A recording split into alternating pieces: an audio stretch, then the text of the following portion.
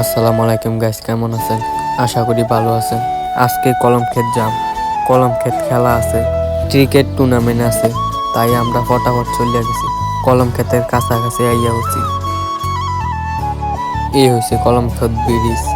Bridge কি সুন্দর, কি সুন্দর ভিউ। নিচের নদীটা হচ্ছে গোমতী নদী, কি পানি।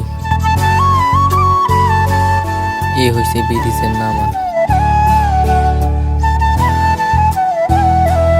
ব্রিজের নিচে ক্ষেত লাগাই দিছে।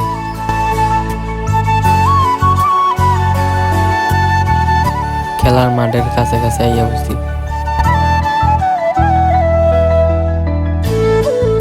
আর একটা দোয়ান আছে, টিফিন করতাম। আমি একটা ললিপপ লইছি, এটার ভিতরে 2টা পেয়েছি। কি সেরা ভাগ্য।